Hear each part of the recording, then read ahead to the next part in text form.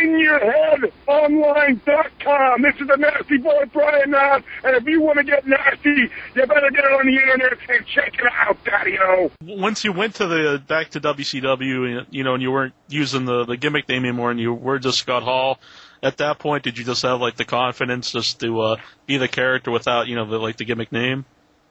Well, you know what was so cool about that, bro, is I remember I went to Vince and asked for more money, and he said no. And Kid, who's my boy, was talking WCW, and I heard what they offered him, and I said, well, hell, see what they'll offer me. So I got their offer, and I said, and you get days off? This much money and days off? I said, I'll take it. The thing was, then I went to Kev, and our contracts just happened to end up, expire, in a week of each other's. So I went to Kev and said, Kev, man, I'm bolting, man. I'm going down south. He went, well, I'm staying here. I went, well, I love you, and bye. Then a couple days later, he said, I'm out of here, too. And the coolest thing was that we showed up, and because we came in together, I always think this is like a blessing from God that we showed up together. So, and Gene Oakland called us the Outsiders, because for a while we just showed up and they didn't call us anything. Because the cool part was, to the fans, we were Razor and Diesel, the Outsiders. They couldn't call us Razor and Diesel, they just called us the Outsiders, and then Hall and Nash. But it was because we came as a unit, I think that helped me get over that whole, well, you're not Razor anymore, who are you? I really think that was a key part.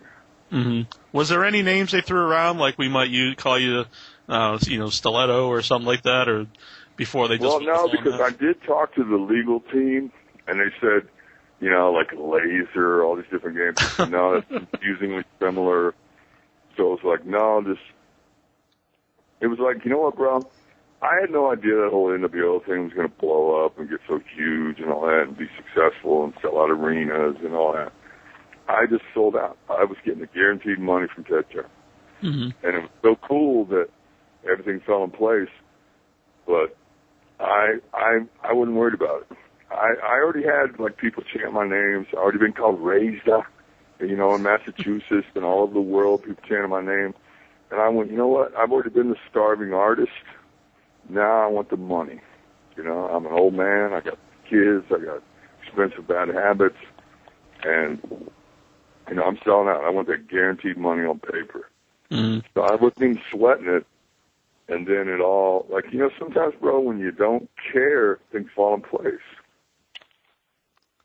On January 4th, when they did the first live TNA Impact on Monday nights, and you were in the ring with Hall, and when you were in the ring with yourself and Nash and X-Pac and Hogan and Bischoff, did you just is the chemistry back immediately, or is it different? Or? Well, it was really cool, bro, because they called me and talked to me about it, and I wasn't really interested at first. And then the financial offer, I said no. And then they called back and said, well, listen, let's work this out. And then I got a call from Hulk. Let me tell you something. I've been in this business a long time, and me and Hulk are buds. Well, we ain't talk on the phone, buds. Mm-hmm. I'll see you in the locker room and that kind of buds we are. My phone rang, man. It was Hulk Hogan. And then Eric Bischoff called and said, man, we need you to do this. And guess what? That's really flattering. Because I already had a moderate amount of success in this industry. And now if that dudes like that call you and go, look, we need you one more time. We can't. Hulk said, brother, we can't do it without you. He goes, brother, we can't do it without you, brother. We need you. And guess how good that feels, man. Oh, yeah. That feels pretty damn good, man. To have guys go, he's telling me we can't do it without you. Mm-hmm. But then, especially when it's Hogan, because he's the Dixie big man. Carter, who owns this company, and these people, guess what? I don't mind sticking it up Vince's ass again. You know what? We went to WCW and almost put Vince out of business.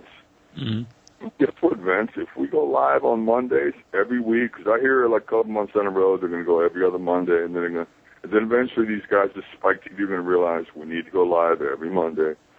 And if we start doing that Monday night stuff again, guess what, Vince? I've seen your show. It ain't that good.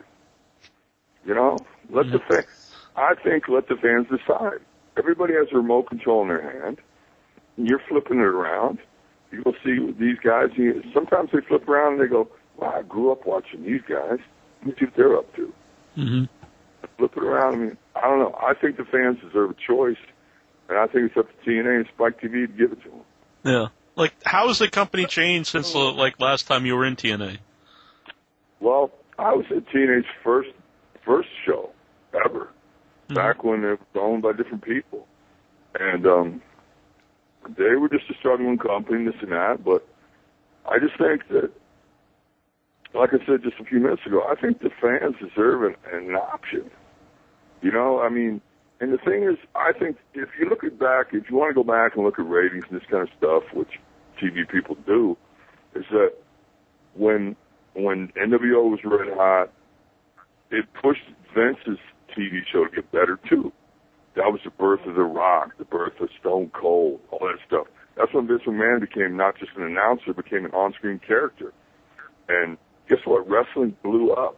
More people watched wrestling back then sometimes than watched Monday Night Football on Monday. So it's like, I think everybody wins. I think wrestlers win.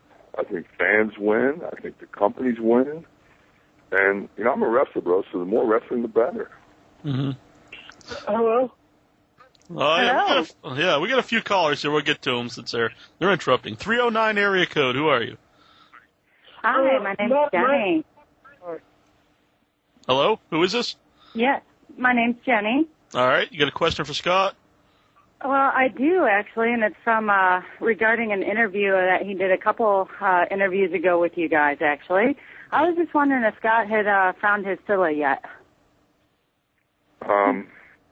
Yeah, she's laying over here on the couch with me right now. Oh, well, lucky for her then. Congrats. Yeah, lucky I think for me. Intra's still interested, though. 1-inch biceps. Don't be bringing me into this, man. Oh. Yeah, David Austin just asked me, did I find my Scylla? But she's right. over there on the couch right now. Thanks for calling in, Jenny. Yeah, because I can have my Elvis still on me. Jai, do you have a question? Naked. Jai? Yeah. Hey, Scott. Hey. I always loved you as a kid. Still do. It's great to see you in TNA. I have a question. When you, Sags has said in the interview, he has said that his career has ended prematurely, but he's back. But he did say that it was because of a neck injury because of you. Can you respond to that? Well, you know what happened, bro, is they did some stuff on TVs where, like, a couple weeks in a row, they had the NWO, like me and Kevin Kidd and stuff like that, getting to people. And a couple times, the Nasty Boys were in the ring, and one time we had to do some stuff like I came with a steel chair and had to jump over some of the luchadors and I whacked Sags with a steel chair, brother, and put a goose egg on his head. And the thing was, he rolled out of the ring, and I don't know how bad it hurt him. I don't know if I caused neck damage to him, and he sued and all that, so he got a settlement, so whatever. But the thing was, a couple weeks later in Baton Rouge, Louisiana, the finish got messed up. Kid was supposed to hit the ring. Kid couldn't hit the ring because he'd been injured. So now it's Ming and Barbarian, me and Kev, and the Nasties. And now we start improvising because Kid ain't. So we start making up a finish. So the Nasty Boys go out to the floor like they like to do and start throwing furniture in the ring. So now there's only plastic chairs in Baton Rouge that day, so they're throwing plastic chairs in the ring. So I'm in the ring. Sags throws a plastic chair and comes stomping up the stairs and walks in the ring. I pick up the chair and look him right in the eyes. And then I throw, like Kevin Sullivan showed me years ago, like Sabu does, I threw this chair at him. And the thing is, now I'm getting hit by Ming and stuff like that. Sags, you got to remember, these dudes took a pay cut when me and Kev came in. Everybody hates me and Kev because we're getting paid and we're getting pushed. These guys take a pay cut, a salary cut, all that. So this dude thinks I'm taking, and I've known him since he broke in. He was in Brad Rangan's camp in Minnesota when I was in the AWA. And these dudes think that now he thinks I'm taking a liberty with him. He thinks I'm messing with his income and his family. And he starts hitting me with live rounds. He's hitting me for real. But see, in the ring, that's not how we do it. If you want to fight me in the locker room. Fight me in the parking lot. Don't fight me in the ring because I think it's fake. So I'm leading my face out there, and he's hitting me with everything he has. And by the way, he's a big bad fucker. You know what I mean? He benches like 455. He knocked my tooth out, man, and went like 5 rows back. And so that day, I have to go home. They send me home the next day because I can't work. My face is swollen like a balloon. And now and Bischoff's going to fire Sags. And I said, no, don't fire him, man. He's got kids. But I said, I'm never going to touch him again. I'm never going to wrestle him again. So he sat at home and collected his salary. And then I guess whatever he did, he got a lawyer and then he sued. Do I think his neck is really hurt? No, I don't. But that's between him and his doctors.